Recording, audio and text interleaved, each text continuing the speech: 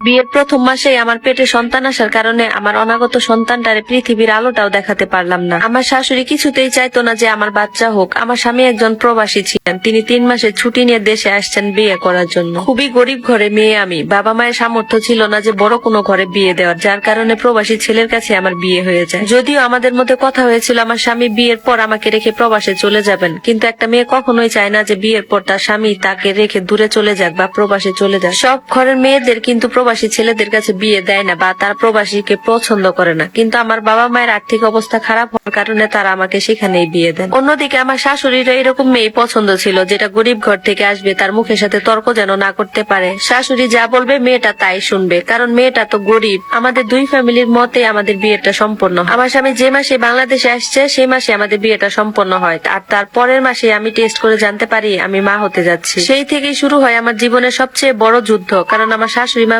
কখনোই চাইতো না যে আমার এত তাড়াতাড়ি একটা বাচ্চা হোক। কারণ এখন যদি আমার একটা বাচ্চা হয় তাহলে নাকি আমার স্বামীর অনেক খরচ বেড়ে যাবে। মাত্রই সে বাড়িতে একটা বিল্ডিং এর কাজ শুরু করছে, পাশাপাশি তার 2টা বোনেরও বিয়ে সেই দিছে, এতে করে নাকি তার অনেক ঋণ হয়েছে। তাই আমার স্বামী আবার আমাকে রেখে প্রবাসে চলে যাবে। যেহেতু আমি এই কথাটা বিয়ের আগে থেকে জানতাম যে উনি বিয়ের পর প্রবাসে আবার চলে যাবে, এই জন্যই তো আমি বাচ্চা না হওয়ার জন্য আমি কোনো চেষ্টাই করিনি। আমি তো ইচ্ছা করে বাচ্চাটা নিছি, কারণ বিয়ের পর শ্বশুরবাড়ি থেকে আমার লেখাপড়াটাও বন্ধ করে দেয়, আবার আমার স্বামীও প্রবাসেই চলে যাচ্ছে। এখন আমি বাসায় একা একা বসে কি করব, এই জন্য আমি ভেবে চিন্তেই বাচ্চাটা নিয়েছিলাম, যাতে করে আমি আমার বাচ্চাটার সাথে সময় কাটাতে পারি। কিন্তু এতে আমার শাশুড়ি মায়ের আপত্তি শুরু হয়ে গেল, কেন আমি বাচ্চাটা এত তাড়াতাড়ি নিলাম, আমি নাকি বয়সে অনেক বড়, যার কারণে বিয়ে হওয়ার সাথে সাথে নাকি আমার পেটে বাচ্চা আসছে, এরকম যুক্তি দেখাতো আমার শাশুড়ি তো আমাকে অনেকবার বলছে আমি যাতে বাচ্চাটাকে নষ্ট করে দিই, কিন্তু আমি তো করবো না, কারণ আমি তো আমার ইচ্ছা মতোই বাচ্চাটা নিচ্ছি। এসব যখন আমার স্বামীকে বললাম তখন উনি বললেন তোমার যেটা ইচ্ছা তুমি সেটাই করো, আমার এতে কোনো আপত্তি নেই। এর কিছুদিন পরে আমার স্বামী আবার প্রবাসে চলে যায়। প্রবাসে চলে যাওয়ার পর আমার শাশুড়ি আমাকে অনেক বুঝাতে থাকে যে বৌমা তুমি তো এখন অনেক ছোট,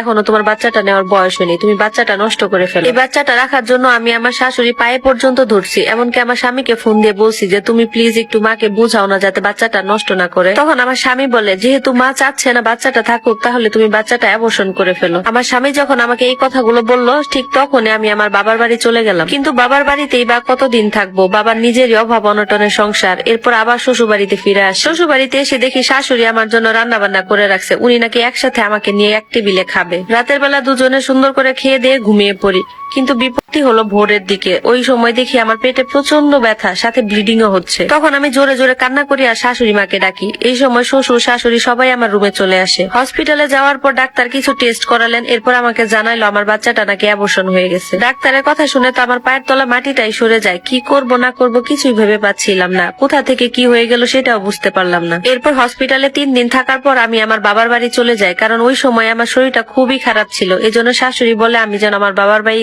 গিয়ে কিছুদিন রেস্ট করি। আমি অনেক চেষ্টা করেও আমার অনাগত সন্তানের জীবনটা রক্ষা করতে পারলাম না। আর অপরদিকে আমার প্রবাসী স্বামী আমার এত কিছু শুনে তার মনে যেন কোনো অনুশোচনাই নেই। এরই মধ্যে আমার বাবার বাড়ির লোকজন বলতেছিল যে আমার শাশুড়ি মা নাকি খাবারের মধ্যে কোনো কিছু মিশাই আমার বাচ্চাটা এইভাবে অ্যাবর্শন করাইছে। যদিও এই কথাটা আমি আমার স্বামীকে একবার বলেছিলাম, কিন্তু সে আমার এই কথাটা কিছুতে বিশ্বাস করেনি। আমি আর এই বিষয় নিয়ে তার সাথে কোনো কথা বলিনি। এভাবেই আমি আমার বাবার বাড়িতে প্রায় 1 মাসের মতো স্তব্ধ হয়েছিলাম। এরপর আমার শরীরটা যখন একটু সুস্থ হলো আমার শ্বশুরমশাই এসে আমাকে তাদের বাড়ি নিয়ে যায়। আর তাদের বাড়ি নিয়ে যাওয়ার পর আমাকে একদমই চাকরানি বানায় রাখছে। সংসারে যাবতীয় কাজকর্ম আমাকে দিয়ে করাইতো, যদিও আমার এসব ব্যাপারে কোনো মাথা ব্যথাই ছিল না, কারণ আমি ছোটবেলা থেকে জানতাম মেয়েদের নাকি বিয়ের পর সংসারে কাজ একাই করতে হয়, যেমনটা আমি আমার মা চাচিদের দেখে আসতেছি। এই জন্য কাজ করা নিয়ে আমার তেমন মাথা ব্যথা ছিল না। কিন্তু আস্তে আস্তে আমার শাশুড়ি শ্বশুর আর স্বামী সবার রূপটাই চেঞ্জ হতে যায়। যে স্বামী আমাকে দিনে 3-4 বার করে কল দিত, সে এখন 1 মাসে 1 বার কল দেয়।